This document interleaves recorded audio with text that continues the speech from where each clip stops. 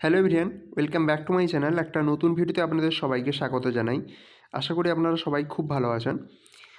পশ্চিমবঙ্গ সরকারের পক্ষ থেকে আপনাদের একটা নতুন আপডেট পাবলিশ করা হয়েছে। এটা খুবই গুরুত্বপূর্ণ যে সমস্ত ক্যান্ডিডেট যারা বিভিন্ন ডাইরেক্টরেট অফিসগুলোতে এলডিএ বা এলডিসি হিসেবে কাজ করছেন। অর্থাৎ এই যে নোটিশটা, এটা কিন্তু তাদের ডাইরেক্টরেট থেকে সেক্রেটারিয়েট আপনাদের যাওয়ার জন্য যে নোটিশটা, এটা সেই নোটিফিকেশানটা। অর্থাৎ আপনারা কিভাবে ডাইরেক্টরেট থেকে সেক্রেটারিয়েটে যেতে পারবেন। তো এবার আমি আজকের এই নোটিশটার ব্যাপারে চলে আসি। এটা দেখুন যে 6/1/2025 অর্থাৎ গতকাল পাবলিশ করা হয়েছে আপনাদের নবান্নের পার ডিপার্টমেন্ট পক্ষ থেকে। নোটিফিকেশানে যেটা বলা হচ্ছে, the matter of appointing LDAs or LDCs officiating under directorates under government of West Bengal to the post of LDA under secretariat common cadre as per notification number দেওয়া রয়েছে, যেটা 24/1/2025 পাবলিশ করা হয়েছিল, by the finance department is under consideration.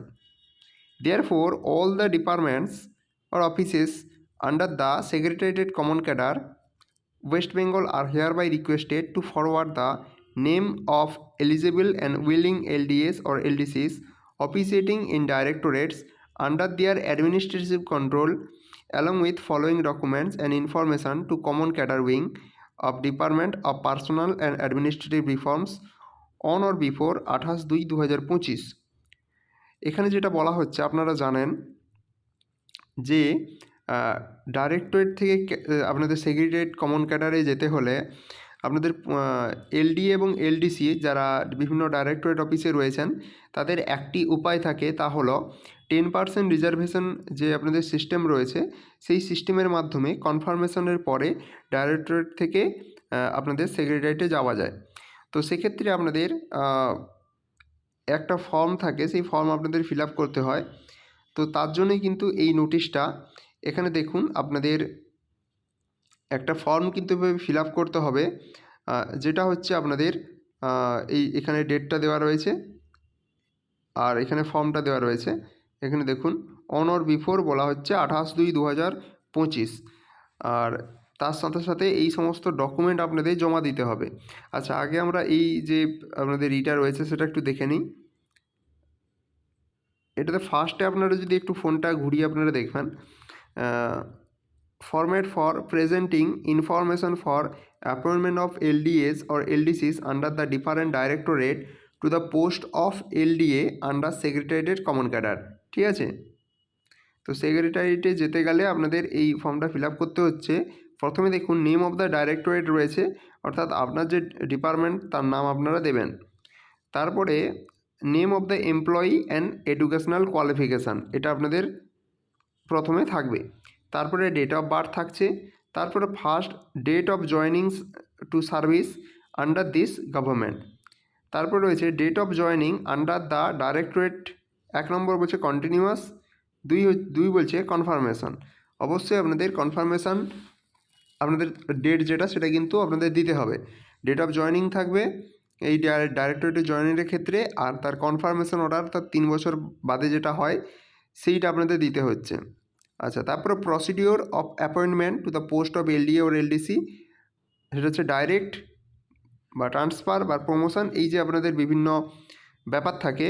ঠিক আছে, এই ব্যাপারে আপনাদের লিখতে হবে, অর্থাৎ আপনাদের যে পোস্টিংটা হয়েছে সেটা কোন বেসিসে আপনাদের সেখানে হয়েছে সেই ডাইরেক্টরেটে সেটা লিখতে হবে।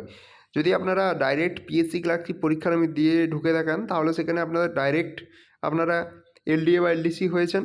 যদি ট্রান্সফারের মাধ্যমে হন তাহলে সেটা আপনারা লিখবেন। আর যদি আপনারা গ্রুপ ডি থেকে প্রমোশন হয়ে আপনারা এলডিএ বা এলডিসি হয়ে থাকেন, সেক্ষেত্রে আপনারা সেটা লিখবেন। আচ্ছা, if PSC recruit year and rank, তাহলে যদি পিএসসির দ্বারা আপনি যদি রিক্রুট হয়ে থাকেন, তাহলে সেখানে আপনারা কোন পরীক্ষার মাধ্যমে কোন ইয়ার এবং তার র্যাঙ্কটা আপনাদের লিখতে হবে। আর যদি না হয়, ইফ নট ফর পিএসসি, তাহলে date of confirmation and order নাম্বারটা আপনাদের সেখানে মেনশন করতে হবে। আপনি কোন ক্যাটাগরি থেকে বিলং করেন সেই কাজটা সেখানে লিখতে হবে। আর যে 10 নম্বর যেটা আপনাদের আছে সেই হচ্ছে সেখানে আপনাদের রিমার্কস থাকবে। আচ্ছা, এবার আমি এখানে ডকুমেন্টের কথা একটু বলি, যে attested copy of 3rd page of service book of the concern employee, অর্থাৎ যিনি অ্যাপ্লাই করবেন তার সার্ভিস বুকের 3 নম্বর পেজের একটা জেরক্স এবং তাতে সেলফ অ্যাটেস্টেড করা থাকবে।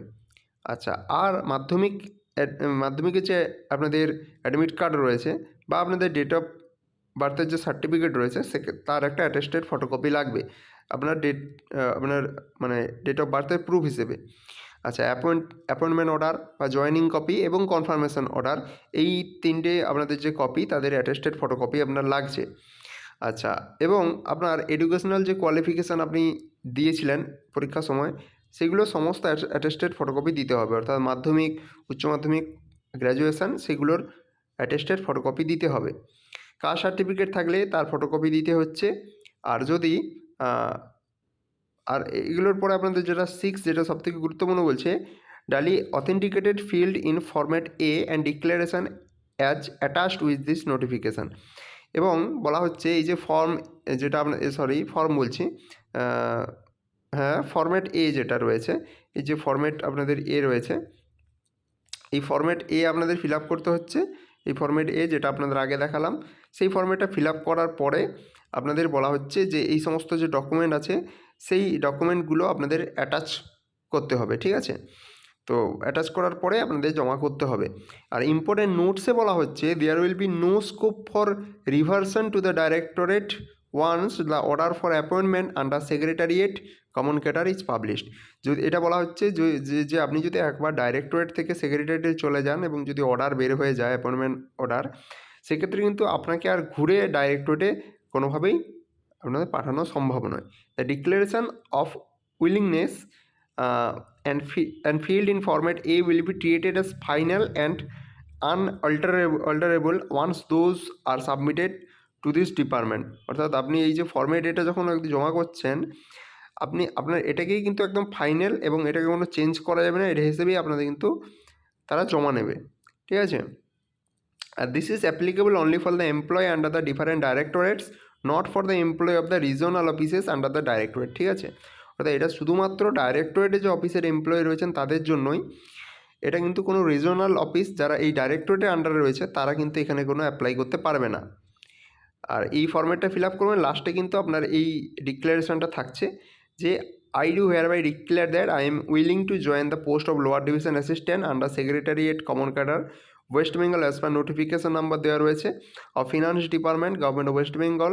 I am well aware of the fact that there will be no scope for expressing unwillingness to join the said post after issuance of the order of appointment on transfer. ঠিক আছে, যে আপনি এটা কিন্তু আপনার পুরো সেলফ ডিক্লারেশন দিচ্ছেন, আপনি নিজের ইচ্ছায় কিন্তু ডাইরেক্টরেট থেকে সেক্রেটারিয়েট যে কমন ক্যাডার সেখানে যেতে চাইছেন এবং এর যে সমস্ত আপনাদের ব্যাপার রয়েছে সেগুলো সম্বন্ধে আপনি কিন্তু অ্যাওয়ার রয়েছেন। সেখানে নেম, ক্যাপিটাল লেটারে, কন্ট্যাক্ট নাম্বার এবং আপনাদের যে অফিসার রয়েছে তাদের একটা কাউন্টার সাইন সিল আপনাদের দিয়ে সাইন করে নিতে হবে, ঠিক আছে? তো এইভাবেই কিন্তু আপনাদের প্রসেসটা হবে।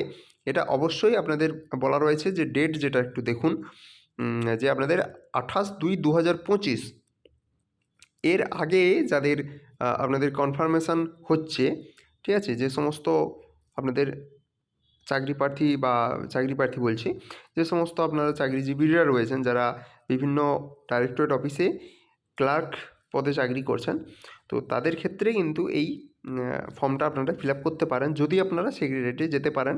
সেখানে প্রমোশন কিন্তু আপনাদের ভালো আছে যদি আপনাদের বয়স সেক্ষেত্রে একটু কম হয়, ঠিক আছে? তো আপনারা এই আপডেটটা অবশ্যই বন্ধুদের মাঝে শেয়ার করবেন আর কেমন লাগলো অবশ্যই জানাবেন।